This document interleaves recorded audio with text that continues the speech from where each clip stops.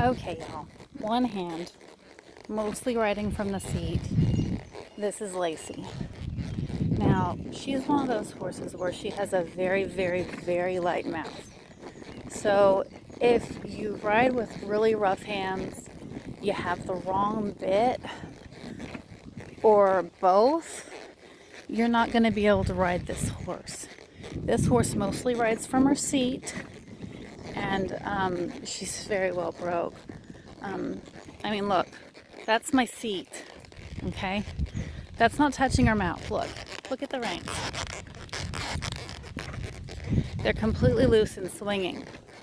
So, whenever she came back, it happens. If someone gets scared and they're out of their element, and if y'all don't talk to me and let me help, that's half the reason why you adopt a horse from me, is so that if there is an issue, don't let your pride get in the way.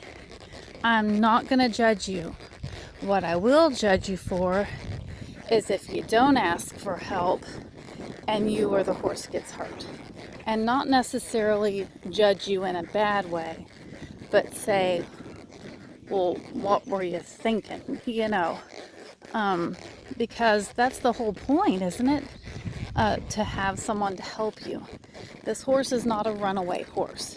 Now, if you start getting in her mouth, I'll explain to you what she'll do. She's going to throw her head up and she's going to probably push through the bit because she has a paper thin mouth. And I know most of us are used to horses with really rough mouths that you can yank on them all day and it just won't matter. But the skin on this horse's mouth is very fine and very delicate, and it basically tears like tissue paper.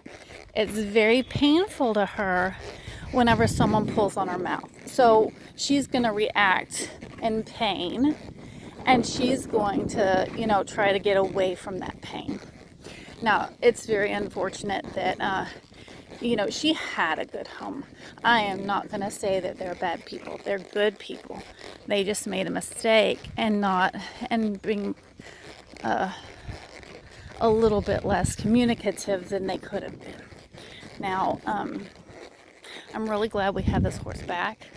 This horse has remembered everything that I taught her. Do you know how rare that is? Most of the time, whenever they come back, and especially if they've been through an incident where, there was a misunderstanding between the rider and the horse, they're a mess. But this horse remembered me. She remembered all of the round pen lesson. I lunged her for less than a couple of seconds, and then I hopped on, and we're riding like nothing had ever happened. All of those lessons about her relaxing and being able to work on a loose rein, she remembers it. All the leg cues that I taught her, she remembers it. My seat cues, she remembers it. The first time she came, she was such a mess that you could barely control her steering. So it's just one of those things where she's a smart horse, and she's a very nice horse. This is all one hands.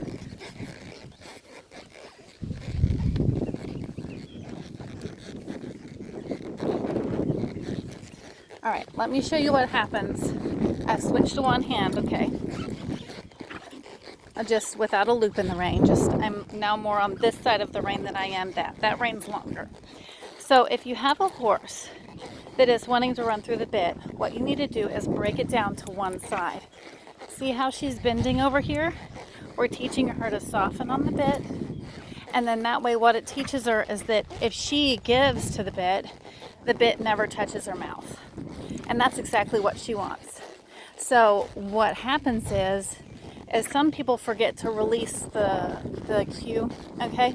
So they touch the bit, she gives, and then they keep pulling. So the release is very, very important. It is your portion and the most important portion of this lesson. So that's why a lot of times I tell you to just leave your hand fixed, because whenever she gives that tiny give, it will give her an immediate release. I don't do that. I go a little farther because I want them to have their head in just a little bit more after the initial lesson. I take that back. I do that lesson, the first lesson, the initial lesson. That's exactly what I do, because most of the time they're pulling. This is not normal. This is her giving, okay? Whenever they first come in, they pull, and it's a big disaster, and you're like, oh, this is never going to work. And then they turn into this, where see all the loose rein flapping? That's what you want. So whenever they're not working off your loose rein, and they start to try to run through the bit, aka not necessarily that you're pulling back, but they're going faster than you'd like them to. It doesn't matter if the reins are tight or loose. If they're going faster than you would like them to, that is running through the bit. Okay? So we teach them to not run through the bit with giving exercises, with them yielding to the bit, to the pressure of the bit. So, and this is just scraping a little teeny tiny ice shaving off the gigantic iceberg. Okay, this is not everything. This is a bit. This is a bit of it. Okay? No hands on the rein. She's not running away. Why? Because she's not running through the bit. You should be able to not have your hands on the rein and they still don't run through the bit. Okay? So now I'm going to work her on this side. See, she's tighter on this side. So we're going to work on this side. This side actually had more sores on it than the other side. So this side might be more sore, and that will cause resistance. So I am not going to overreact whenever she starts to not give quite as much as I'd like, because that is just going to reinforce in her mind that giving is bad. And so I'm going to give her a chance. And you can't give too many of those, because then they learn, oh, well, if I don't try, then I don't have to work, okay? So you have to, it's a give and a take. You choose your battles. Now I'm going to go ahead and ask for a little bit more of a give. Just like that. And she got a good release. Good. Just like that. This is such a sweet horse. Y'all just don't even understand how sweet she is. Just goes right out in the pasture, gets along with everybody. I think this mare is kind of going to need to be kept inside more during the day. She has a lot of white on her face, and I'm really a little concerned about the amount of sunburn that she has. Whenever she was here last time, I kept her in the barn during the day, and I put her out at night so that she could graze because of that white face. I mean, you can put sunblock on it all you want, but you can't put sunblock around their eyes. And considering her, the portions of her eyes are white, you know, it's gonna eventually have problems if she is out during the day too much. Good girl. I know, I'm throwing a lot of information at y'all at one time, but see that giving? See? Okay. That's me asking, and that's the give, you see? Give. Give. Give. See those gives coming faster now? Good. Good. She has tensor on this side, but that's okay. Good. The side they're tensor on is the side that will be causing you the problems. They have to be supple, or you're going to get problems like, you know, bucking and rearing and running away, and just general tenseness, spookiness, things like that. The giving is what, and the suppleness is what keeps them sane and sound. And it actually is really good for their body. It keeps them aligned, and it keeps their muscles loose.